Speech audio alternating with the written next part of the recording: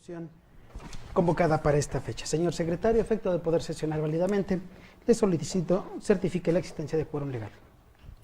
Con su autorización, magistrado presidente, buenas tardes a todos los presentes. Le informo, magistrado presidente, que en virtud de que se encuentran presentes los 3 magistrados que integran el pleno de este tribunal, certifico que existe quórum para llevar a cabo válidamente la presente sesión pública. Les cuento. Gracias, señor secretario. En atención a ello, le solicito ponga en conocimiento de los señores magistrados sobre el contenido del orden del día que se propone para esta sesión. El contenido del orden del día para esta sesión se integra con los siguientes puntos. 1. Lectura y en su caso aprobación del orden del día. Y 2. Lectura y en su caso aprobación del proyecto de resolución del expediente número TED-JDC-001/2019 y acumulados. Son los asuntos que se encuentran enlistados y que forman el orden del día propuesto para esta sesión. Gracias, señor secretario. Señores magistrados, les consulto si existe algún comentario, observación al orden del día que se propone para esta sesión. Toda vez que no hay comentarios, señor secretario, le solicito someta a votación dicho orden del día de manera económica. Con su autorización, magistrado presidente. Señores magistrados, si están de acuerdo con aprobar el orden del día propuesto para esta sesión, les solicito a ustedes lo manifiesten levantando su mano. Gracias, señores magistrados. Señor presidente, el orden del día propuesto ha sido aprobado por unanimidad. Gracias, señor secretario. En consecuencia, procedemos a su desahogo. Considerando que el único asunto que integra el orden del día propuesto para sesión está a cargo de la ponencia del señor magistrado José Lumbreras García, de manera respetuosa le solicito disponga para que se dé cuenta del mismo. Gracias, señor presidente. Por favor, licenciado Hugo Aguilar Castillo, denos cuenta con el proyecto que proponemos al Pleno. Magistrados, buenas tardes. Magistrado presidente, con su autorización.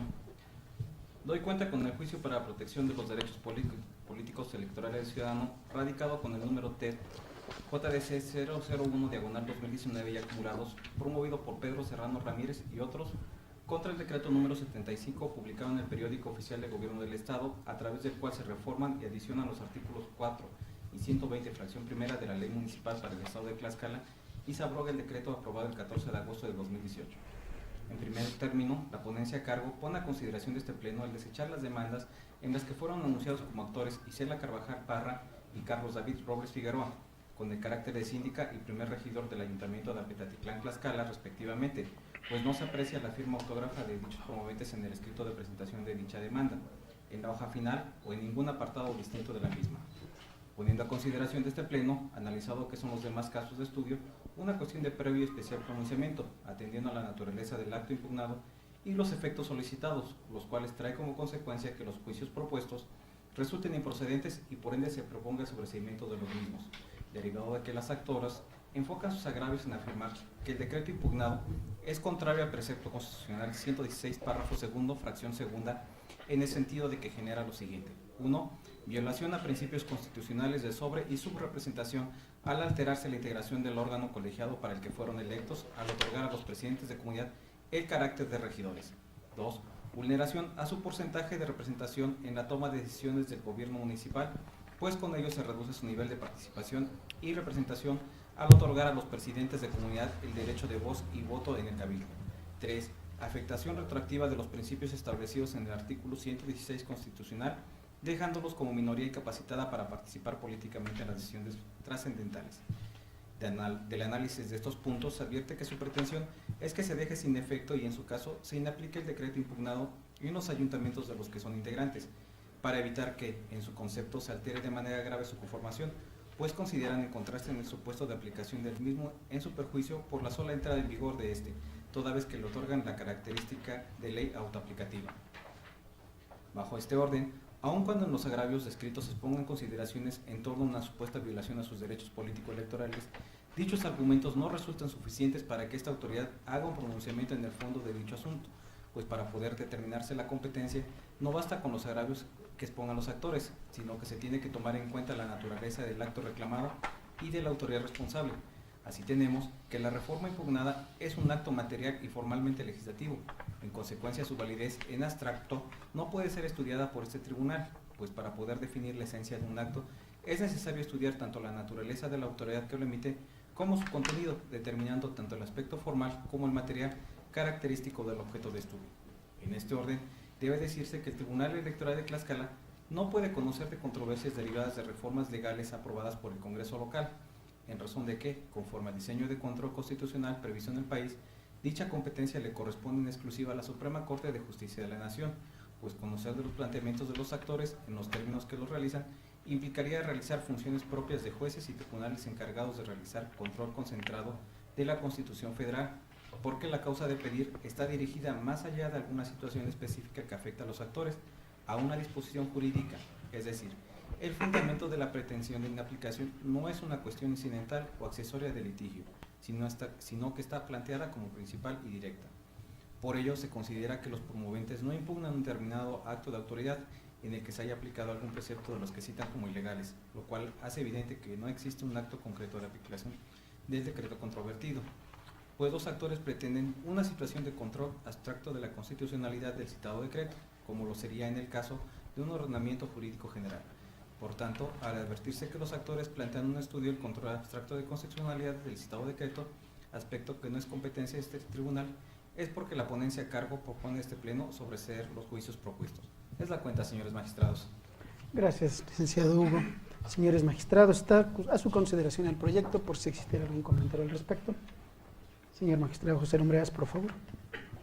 Gracias, señor presidente. Bien, un comentario respecto de este único asunto que nos ocupa en esta sesión. Y ya como ya lo escuchamos de la cuenta, se trata de la solicitud de diversos regidores, síndicos y presidentes municipales del Estado, en que reclaman sustancialmente la reforma publicada el día 31 de diciembre de 2018, en que el Congreso del Estado emitió un decreto por el cual recorrió la entrada de la vigencia del decreto que reformó la ley municipal, en que se otorga el voto en las sesiones. Ahora podrán comparecer con voz y voto en las sesiones los presidentes de comunidad en el Estado. En ese sentido, como ya también ya fue debidamente manifestado en la cuenta, consideramos que este tribunal no tiene la competencia para conocer de estos temas. Y amén de las diferentes alegaciones a través de las cuales exponen sus razones los actores de estos juicios, de estos 18 juicios que fueron promovidos para esta finalidad, me parece que el estudio al que puede arribar este tribunal únicamente es llegar a la consideración de si podemos primeramente o no conocer el fondo de este asunto. ¿Por qué? Porque la pretensión final que advertimos del estudio de las diferentes demandas que fueron en efecto promovidas en términos similares por todos los actores y actoras, lo que pretende es que se inaplique esta reforma, esta entrada en vigor, este transitorio que le da la entrada en vigor a partir del 1 de enero de 2019 a esta reforma. Y es donde llegamos a esta parte del estudio, en si este tribunal puede hacer o no este control de constitucionalidad, porque esto finalmente se traduce en la solicitud de un control de constitucionalidad. Lo que pretenden es que se inaplique por considerarlo contrario a los derechos político-electorales de los mismos actores. Pero es hasta donde llegamos con el estudio, y es a partir de la contemplación de las diferentes formas de control constitucional que prevé nuestro orden jurídico, que consideramos que no tenemos la competencia para poder hacerlo, porque precisamente se trata de una norma general y abstracta, para lo cual constitucionalmente existen las acciones que se pueden hacer valer. Concretamente, en este caso consideramos que debiera ser a través de la controversia constitucional, y desde luego lo cual es competencia de la Suprema Corte de Justicia de la Nación, y por lo cual nosotros no podemos conocer de este asunto al no existir desde luego un acto concreto de aplicación. Nosotros no tenemos la posibilidad de resolver respecto de actos materialmente legislativos.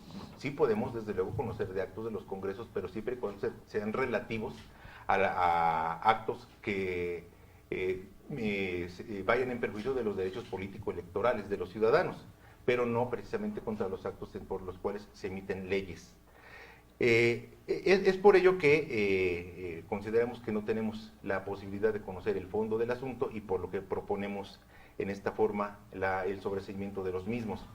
Me queda agradecer las aportaciones muy atinadas de la tercera ponencia a este proyecto. Concretamente nos abundan de manera concreta, de manera muy precisa y muy concreta respecto de las formas de control constitucional que tenemos en nuestro orden jurídico, lo cual desde luego fortalece nuestro proyecto y lo cual desde luego agradecemos. Y nada más manifestar que recibimos durante estos días en 2 ocasiones a los actores, a representación de los actores de estos juicios. Ya tuvimos la oportunidad desde luego también de conocer sus alegaciones, además de manera escrita, de manera personal. También dentro de ellos nos han manifestado que los correspondientes actores, que no son precisamente ellos, os explico por qué, ya han promovido la controversia constitucional y por tanto pues, se puede entender que el asunto se ha encaminado por donde consideramos que debiera marchar. Decía, los aquí actores no son precisamente los actores que podían promover una controversia constitucional, porque esta acción corresponde más bien al ayuntamiento y no de manera personal a los actores que aquí comparecieron. Hay ciertamente síndicos dentro de los actores que comparecieron a estos juicios, comparecieron ante este tribunal, pero esa acción sí les corresponderá a ellos, pero como representantes legales, en su caso, de los ayuntamientos de los cuales forman parte, no de manera personal como ciudadanos que ostentan un determinado cargo, en este caso el de síndicos, y también desde luego de presidentes municipales y regidores. Es el comentario, señor presidente. Le agradecemos, señor magistrado, su atención. Gracias. Al contrario. Señor magistrado, ¿algún comentario? Gracias, magistrados. Interesante el tema desde un inicio cuando fue presentado aquí en las oficinas del tribunal, y sobre todo por la dinámica que se fue construyendo. En su momento fue necesario hacer la acumulación de estos juicios, sobre todo por la trascendencia, al menos en la entidad. Y yo creo que si vamos más adelante a nivel nacional, no se había controvertido un acto de este tipo en cuanto a las autoridades legítimamente constituidas, como es el caso de los presidentes de comunidad. Creo que el planteamiento está formulado adecuadamente, en el sentido de que ese no es el medio idóneo para impugnar esa entrada en vigor de estas leyes, que como quiera que sea es un proceso que se siguió en el Congreso del Estado, y sobre todo, pues el alcance, sobre todo, ¿no? El alcance que en un inicio se había hecho en 2021, pero se acota en este sentido, de tal manera que quizá en la cuestión del periodo para que fueron electos es a la mitad del periodo en el que de alguna manera se regresa, por así decirlo, a la entrada en vigor de la norma impugnada. Creo que es bien correcto no entrar al fondo del estudio. Seguramente quizá da para más este tema, lo van a impugnar, ¿verdad? Pero bueno, este tipo de acción en su momento va a dar de qué hablar más en el fondo. Creo que sí, no es el medio de impugnación que se plantea, es otro. La ley da muchas acciones en la materia. Y yo estoy de acuerdo con el proyecto. Gracias, señor magistrado. Si me permiten, previo a someter a votación el proyecto, haré uso de la voz para hacer algunas precisiones que desde luego ya están en el proyecto. Agradezco desde luego siempre la atención del magistrado ponente, de su equipo de trabajo, y eso me parece, esa comunicación, esa siempre apertura para escuchar nuestros puntos de vista, ha hecho de este tribunal una institución fuerte. Entonces, no solamente mi gratitud, sino también mi reconocimiento por ello. Bien, en el caso concreto, ven, el proyecto desarrolla de manera muy precisa la obligación que tenemos los tribunales, en especial los electorales, que al momento de definir la litis o el problema jurídico que debe abordar la sentencia, el de analizar todo el contexto, la norma propiamente incluso, para poder desentrañar la verdadera intención de los actores y no lo que aparentemente dicen. Porque un estilo de redacción puede aparentemente sugerirnos que se plantean un tipo de cosas, pero cuando esencialmente buscan otra. Entonces, en esa revisión muy precisa, muy exhaustiva, es que uno tiene que tratar de dilucidar exactamente qué es lo que buscan los actores, con independencia de la forma en que lo dijeron. Esa es la única manera que un tribunal puede garantizar el acceso a la justicia de manera plena. Y bueno, pues me parece que el proyecto cumple en buena medida o plenamente con esta garantía de acceso a la justicia, porque a partir de los argumentos que hacen los actores, de manera muy clara, precisa, primero, ellos se manifiestan que se han violado los principios de sobre representación, que vale la pena decir, son principios que debe tomar en cuenta tanto la autoridad electoral administrativa y jurisdiccional cuando son impugnados, para integrar a los órganos electos, en este caso a los ayuntamientos, para integrar. Entonces, son principios que están relacionados con la integración de ayuntamientos. Y luego ellos mismos dicen, con lo cual se altera la integración del órgano colegiado. También dicen, vulnera el porcentaje de representación en la toma de decisiones del gobierno municipal. Entonces, aunque ellos aducen una afectación a un derecho político electoral porque dicen que su derecho a participar en el cabildo se ha visto reducido, en realidad lo que ellos están haciendo valer es que se trata de una norma que está afectando la manera en que el ayuntamiento está integrado. Si nosotros revisamos la norma antes de ser reformada, a los presidentes de comunidad los definía como el representante político de su comunidad, quien ejerce de manera delegada en su circunscripción territorial la función administrativa municipal, una autoridad delegada. Eso era el presidente de comunidad. Pero un órgano desconcentrado porque se trataba de una autoridad que tenía facultades delegadas. La reforma ahora, ¿cómo lo define? Como un representante político quien ejerce de manera delegada la función administrativa, y ahora dice, e integra el ayuntamiento con carácter similar al de regidor. Y justamente esto tiene mucha relación con lo que los actores están diciendo. Se altera, dicen ellos, la integración del órgano colegiado. Bien, para poder revisar si esta norma es constitucional o no, necesitamos saber, bueno, existe el mecanismo de control constitucional. ¿En qué consiste el control constitucional? No es más que el mecanismo de verificación de que actos y leyes se ajusten a la Constitución Federal. En términos coloquiales podemos decir que eso es el control constitucional. Y existen diversos mecanismos. Un mecanismo cuando se trata de derechos humanos, artículo 1 de la Constitución, y por virtud del cual todas las autoridades lo podemos hacer. Eso es competencia del Tribunal Electoral de Tlaxcala. A ese le denominamos control difuso de la constitucionalidad. Al revisar un acto, veo que se está fundando en una ley que viola derechos humanos, puedo inaplicar. No declaramos invalidez, solo inaplicamos para el caso concreto. Y utilizamos como parámetros para revisar esa regularidad la Constitución y los tratados internacionales. Pero este control difuso no es el único mecanismo para garantizar la vigencia de la Constitución. Hay otro tipo de control constitucional que yo podría denominar de carácter orgánico. O sea, ¿qué pasa con todas esas normas constitucionales que no prevén derechos humanos y que pueden verse violentadas con leyes y actos de las autoridades? Si no violan derechos humanos, significa que no están dirigidas a las personas. Y eso se da principalmente en la controversia constitucional, donde los ejes esenciales que pueden revisarse por virtud de esta acción es el principio de división de poderes y la cláusula federal. Es decir, el acto del legislativo podría estar afectando la autonomía de los ayuntamientos. Eso es lo que nos están diciendo los actores.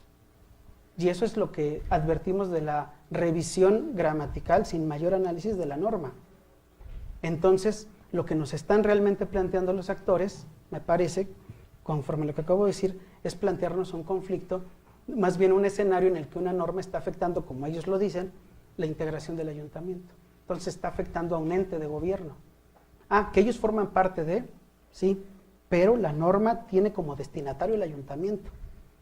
Distinto sería que la norma dijera los regidores, los presidentes, el síndico ya no pueden votar, ya no pueden ejercer su derecho de participación en las sesiones, porque entonces sí sería una norma que se dirige específicamente a los derechos de quienes integran el ayuntamiento. Pero en el caso concreto no. Hoy la norma, por cómo está redactada, exige una nueva forma de computar los votos para la toma de decisiones y una nueva forma de organización para la toma o para el ejercicio del gobierno municipal. Por lo tanto, de lo que estamos hablando es de un conflicto aparentemente de carácter orgánico, no en el que se involucren derechos humanos.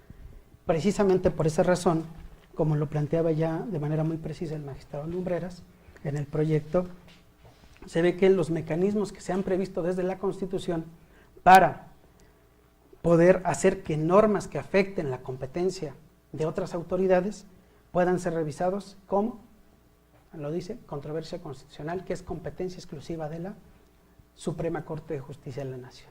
Aquí, así es como nosotros llegamos a la conclusión de que, dada la naturaleza del asunto que se plantea bajo los elementos que acabo de mencionar, es que se advierte o se actualiza lo que denominamos incompetencia material. Sí tenemos facultades de control constitucional, sí, pero no para revisar cuestiones de carácter orgánico, ¿no? Y no estamos hablando propiamente de un planteamiento en lo principal que tenga que ver con el ejercicio individualizado de derechos humanos. Entonces, eso lo obtenemos y el proyecto lo rescata muy bien de las propias afirmaciones de los actores. Precisamente entonces, ya que se han distinguido estas formas de control constitucional y se ha definido para qué es competente este tribunal y para qué no, me parece que la conclusión de sobreseer es más que clara y por esas razones que estoy de acuerdo con el proyecto, precisamente porque este tribunal no tiene competencia para poder revisar la regularidad constitucional de normas que van dirigidas a, como lo dicen los actores, modificar la forma en que deciden o ejercen el gobierno municipal los ayuntamientos. Y por esa razón, al no existir competencia material, pues se actualiza el sobreseimiento, no hay materia que podamos entonces analizar. Estamos sobreseyendo y no desechando porque cada asunto en su oportunidad fue admitido, precisamente porque por la complejidad del asunto me parece merecía un análisis mucho más profundo que solamente el estudio de las constancias nos podría permitir. Y por esa razón me parece que la decisión de admitir para poder tener esta oportunidad de estudio mucho más a fondo fue la mejor que pudimos haber tomado. En consecuencia, me pronunciaré en su momento pues, a favor del sobreseimiento que se plantea. Una vez más, mi reconocimiento, señor magistrado, a su equipo de trabajo, por el proyecto que nos presenta. ¿Algún comentario adicional? Por favor. Con permiso, señores magistrados. En efecto, aquí en su oportunidad se planteó el desechamiento de entrada, pero creo que atinadamente aquí fue hacer ese análisis en su momento y estudiar al menos por cuanto ya el sobreseimiento, sobre todo porque aquí la interrogante es si las autoridades legalmente constituidas son sujetas de derechos humanos. Creo que no es el caso. Y atinadamente es el planteamiento de que ellos no se les violenta esos derechos humanos, al contrario, si hubiese violación de esos derechos políticos electorales, entraríamos al fondo, pero creo que atinadamente no. Entonces de ahí la propuesta de sobreseimiento.